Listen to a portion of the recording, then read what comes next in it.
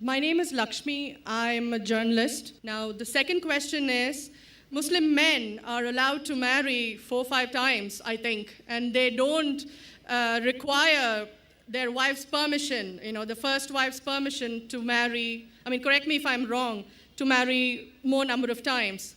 So I actually don't see any logic in this because I believe it's one man, one woman. That's the institution of marriage. So please clarify. Thank you. Now coming to your second question. In Islam, men marry 4 times, 5 times, and they don't ask permission from the first wife. Why? As far as polygyny is concerned, a man having more than one wife, Islam is the only religion, and Quran is the only religious scripture on the face of the earth which says marry only one. There is no religious scripture besides the Quran. I'm a student of comparative religion, which says marry only one. There is no verse in the Bible, no verse in the Bhagavad Gita, no verse in the Veda which says marry only one except the Quran. If you read the Hindu scriptures in Ramayana, the father of Sri Ram, how many wives did he have? How many wives? More than one? More than one. 3 wives. Fine. Shri Krishna, according to Mahabharata, how many wives he had? Unlimited. Not unlimited. You don't know your scripture well. No. Did he have 4 wives? No. I have no idea. Not 4, not 100, not 1,000, 16,108 wives. How many wives he had? 16,108. So why can't we Muslims have 4? What's the problem? When Shri Krishna can have 16,108 wives, why can't we have 4? Further, if you read the Vishnu Purana, chapter number 24, verse number 1, it says a Brahmin can have up to 4 wives. If you read the Jewish scriptures, it gives you permission to have as many wives as you wish. If you read the Christian Bible, it gives you permission to have as many wives as you wish. If you read the Bible, Abraham had 3 wives. Solomon, how many wives he had? He had 700 wives. It is later on, the church has put a ban that Christians should marry only one, not the Bible. It is the Jewish community married more than one wife. It was in 1950 that chief rabbi passed a synod that Jews should marry only one. So it is the rabbi, not the Jewish scriptures. And according to Hindu scriptures, you can marry as many as you wish. It is the Indian government in 1954 passed a law called the Hindu Special Marriage Act. Hindu Special Marriage Act, which says Hindus should marry only one. It is not the religious scripture. It is not Bhagavad Gita. It is not Ramayana. It is not Mahabharata. It is not Veda. It is the Indian Penal Code. The Indian government, which has passed a law in 1954 that Hindus should marry only one. But according to the statistics of the status of the woman in Islam, if you read the government documents on page number 66, 67, it says that Muslims do polygamous marriages. You know what is the percentage in India? 4.3%.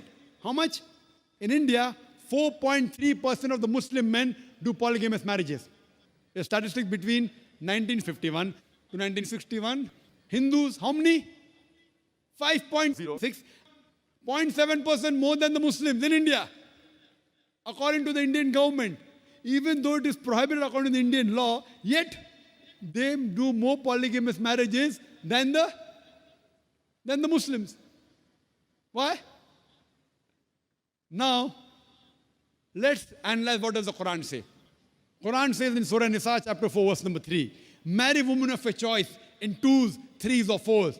But if you can't do justice, marry only one. This statement, marry only one, is only given in the Quran and no other religious scripture. It says, marry women of your choice in 2s, 3s or 4s. But if you can't do justice, marry only one. So if you want to marry more than one woman, one of the criteria of the Quran is you should do justice. If you can't do justice, you should marry only one. Now, what are the reasons, logical reasons a person can think that why has Islam permitted certain men to have more than one wife. Many non-Muslims think it is fard. It is compulsory for a Muslim man to have more than one woman, to have more than one wife. It's not compulsory, it's optional. It's not fard. It's not compulsory. How many Muslim men do you know who have more than one wife? How many do you know, sister? How many do you know? A few. How many? A few again. Few means 1, 2, 3, how many? Yeah, at least about 3. About 3. Have you heard of Dharminder? Yeah. How many wives he has? 2. Muslim or non-Muslim?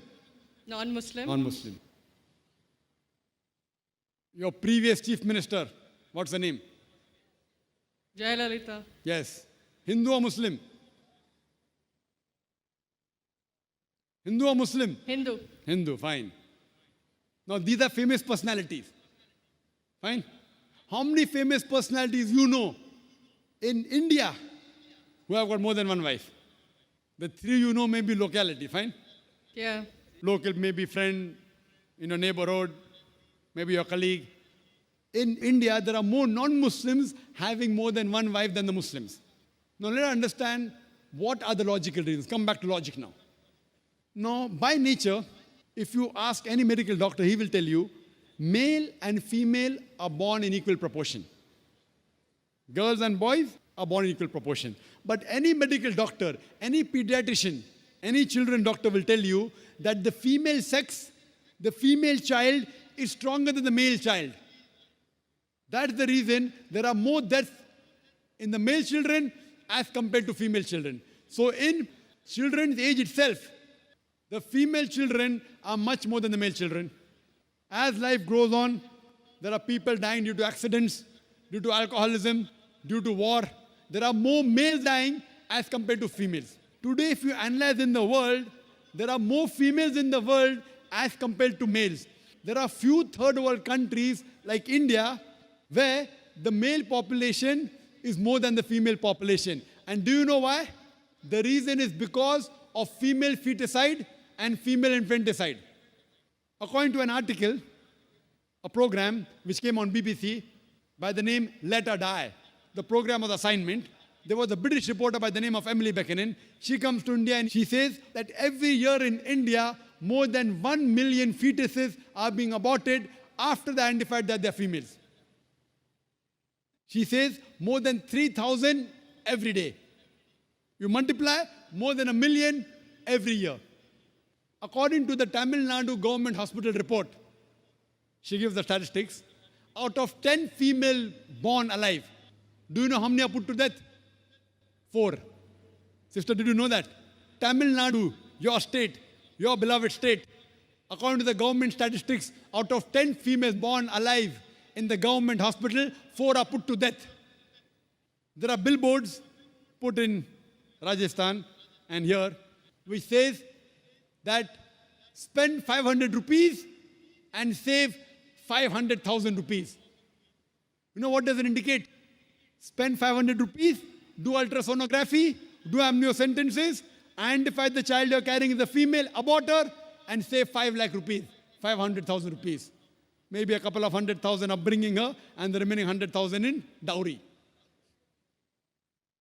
If you stop this evil practice in India, our beloved country, stop the female infanticide, stop the female feticide. Even in India, the population of female will be more than the male population. If you see the rest of the world, if you see New York alone, there are 1 million females more than males. In USA alone, there are 7.8 million females more than males.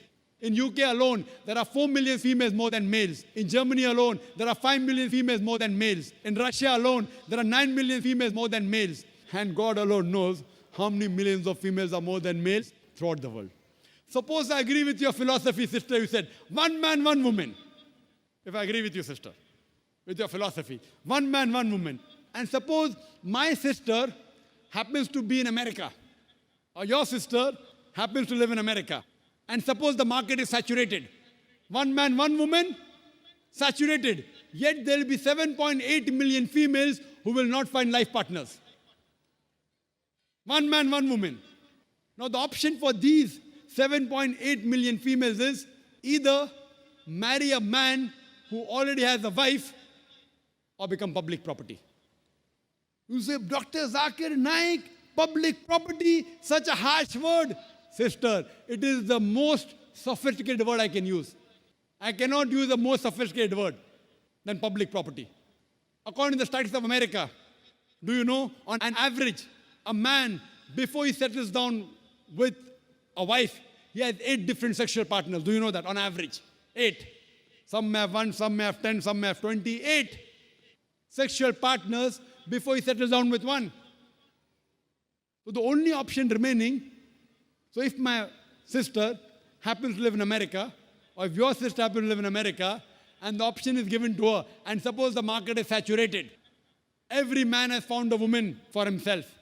And unfortunately, if my sister, or if your sister happens to be one of the women who has not found a life partner, the only option for them is either marry a man who already has a wife or become public property. Any modest woman would opt for the first. Sister, what would you opt for your sister? Marrying a man who already has a wife or become public property? My sister's too young to be married, so... When she grows up and if she happens to go to America, or if you happen to be in America, Third choice. what would you prefer for her? You're the elder sister. Would you prefer her becoming public property or marry a man who already has a wife and get equal rights? In Islam, if you have a second wife, you give equal rights. In America, the public property has got no rights. She's degraded. She's dishonored. In Islam, she has an equal right. She gets honor. What would you prefer for younger sister when she grows up? Sometimes it's difficult to speak the truth, sister, correct? Especially in front of such a large audience. Anyway, I've got your answer, sister. Thank you. And your silence speaks for that. So that's the reason in Islam, sister, men have been allowed to marry more than one wife is to protect the woman, not to degrade her. Regarding a question, is it compulsory that the husband should take the permission of the wife? It's not compulsory because if she wants to protect, if that man wants to protect another woman, a normal woman, I agree with you, sister, no woman under normal circumstances would like to share the husband. You have to agree. This is human nature. But if the woman is a good Muslimah, is a good Muslim woman, what she says, let a small loss take place to prevent a big loss. She will say, I know sharing my husband is a loss for me, but I would prefer letting a small loss take place for me to prevent my sister becoming public property. She's a good human being. So she would surely give permission to the husband to marry a second woman, if she's a good Muslim woman. But taking permission is not fard, it is preferable. But at least informing is a requirement so that he does justice between the two wives. Hope that answers the question, sister. Thank you.